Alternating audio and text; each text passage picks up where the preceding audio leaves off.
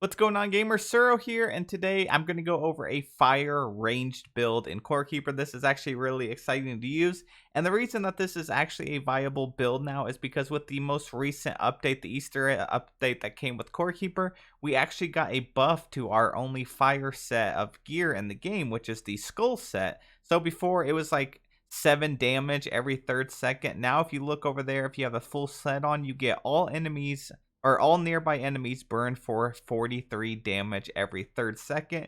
And that's a really good buff. It's actually usable now. So the only downside with these skull items is it does lower your health, but I have something that's going to help you balance that out a little bit. And being able to put out this more damage is just that much better for you. Now, before we get into the build and I showcase doing some boss fights and things like that, if you guys would please hit that like button, subscribe to the channel, I would really appreciate it.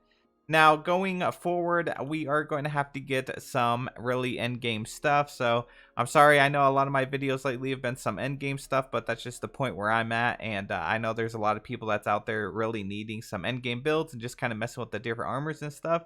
And this is one that I came up with for a fire user. So, if you guys are really into the whole fire thing, this skull set is actually better than you think. I don't think a lot of people have actually used it because the negative max health has kind of been off-putting for a lot of people. But once I show you what it actually does, I think you're going to change your mind. Now, for the armor, there are different armors you can use, but the set I'm using is the Hunter Hood. You get these from these guys right here over in the Azios Wilderness biome, the green area. They're the little plant guys that kind of just pop up and attack you and snipe you. So just kill a bunch of those and you might get them to drop. Now, it is going to give you some extra health, so you get plus 23 max health. That's kind of going to offset the minus 26 over here for the necklace. And then it gives you some dodge chance, which is nice. And then you get a 9.0 range damage. And then the cloak is plus 36 max health. So those two right there are going to offset the minus right here for the max health. And you get 7 dodge chance and 11.5 range damage on the chest piece. And if you have both of these, the Hunter Hood and the Hunter Cloak, you get plus 15% critical hit chance after standing still for a short duration. So if you are standing still and you're constantly hitting a mob, it's going to increase that. Now, I am using the Ivy's Pants just because it gives me a lot of health. It gives me plus 65 max health, and this is the main thing that's going to carry my critical hit damage. So I'm not going to have the full set on this, but having that extra health and having that critical hit damage is going to be really nice. That way when we actually proc a critical hit, it's going to do a ton of damage. Now, moving on to the main point of this build, you have the Skull Necklace. This is minus 26 max health, plus 9 range attack speed. And then we have the Skull Ring, which is minus 29 and 8.6 melee. So that's not going to do anything with us. But you do have to have all 3 of these skull items to actually be able to get the perk on it. And then lastly, you need the Blue Leather Tome. It gives you 21.6 range damage. Now, the full set gives you all enemies nearby burn for 43 damage every third second. I'm actually going to go show you how this actually works. And it's not going to work in the way that you think. The range on it is actually really large. So, for instance, let me come over here to my mob farm if I have any guys left. I've been practicing on them. As you can see down here, I'm already lighting these mobs on fire. And then up here, look how far away I am. I'm actually lighting these slime on fire. So you might think that you can just stand here and, you know, let it hit the numbers and you'll be able to kill them. That's actually not the case. Unfortunately, you do have to do damage to them first. So you have to actually hit the enemy. So I'm going to go out here, and since my character is kind of overpowered, I'm just going to use my fist. And we are going to find a mob. I'm going to punch him, and then we'll let the fire burn him. So I'm going to punch him once. I did 18 damage with my fist. Now I'm actually doing damage with my fire. So he's eventually going to die here in probably a couple more hits. There we go. So that was actually pretty quick. It's a lot better than the plus 7 that we had. And one more thing that's cool about this, you can just walk through here and it just sets all of these enemies on fire. And but if I just stand here for a minute, you're going to see that it's not actually going to kill him. Before, it took like 4 of the little damage numbers here for it to actually kill him. It's not going to happen. I tried standing here for like 20 minutes. It doesn't happen at all. So you're going to have to go over here and hit them with something. And that is where the other part of this build comes in. You're going to be using the Fireball Staff. Now, you can get this Fireball Staff and these skull items from Malugaz. He is actually the boss that's over here in the stone biome. Here is his arena, and we're actually going to go fight him in just a minute. So you have this stone biome. Look for this little arena here, and then if you defeat Malugaz, you can get this fire step to drop as well as this set. Now the skull necklace and the skull ring and the blue leather tome, they only drop from him.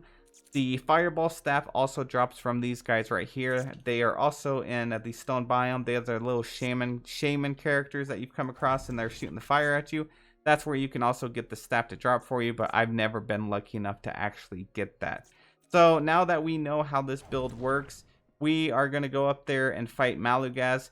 And oh, one more thing, I'm just using the polished gold crystal ring because it gives me a plus 19.9 range damage and 3.5 range attack speed. So we're going to head up there to Malugaz. We're going to take him on, and then I will show you the skills that I'm actually using over here on the skill tree to make this build even better. Okay, here we are at Malugaz's arena, and oh my gosh, I got a lot of loot here still from when I was farming him before. So this is where you can get the rings and necklaces, the tomes and stuff. They have a high drop rate. But these skills are really going to amplify your damage output. So we're going to go over here to the range combat right here with the bow and arrow. And then we want to have these skills that I'm showing you here. So obviously you have to get the first set. It's going to give you extra range attack speed. And then we have the weakness detection plus 10% chance on ranged hit to increase critical hit chance by 100% for short duration. That's really good. Stun shot, this is actually going to help you a lot from actually having the mobs like overwhelm you. It gives you plus 20% chance to stun targets on range hit, so having this proc on a boss is a very helpful. And then lastly, we have the amplified precision. This is going to give you plus 40% critical hit damage. So that's going to pair nicely with the Ivy's pants that we're using. And then from there you have two choices. You can either do the keeping momentum or the charging in. You definitely want keeping momentum because it gives you 2% range damage every time an enemy is shot. Stacks up to 10 times. So the more you hit enemies, the more range damage you're going to do. The other one will just benefit your melee damage, but we are not using melee damage on this. So I'm going to go ahead and put this down. I didn't bring any potions with me, so hopefully he doesn't kill me. I'm going to try and just dodge his attacks for a while. That way we can see how much the fire actually does to him. So I hit him once. It should hit him with like 40 some damage. Unless it doesn't work on this guy. So I might have chose the wrong boss to showcase this. I guess that makes sense. You know, fire doesn't work on him. So that is interesting. So we're going to have to try out another boss. Okay, so I wasn't expecting that. Fire does not work on Malugaz, so we learned something in this video. Instead, we are going to go fight the new Azios, the Ascended version of the bird boss. This is from the Easter event, and I'm going to head down here. We're going to fight him because he does have a very large health pool, and we'll be able to test out how much our burn damage actually does to him. Alright, it's time to test this build out on Azios, the Sky Titan. He is here.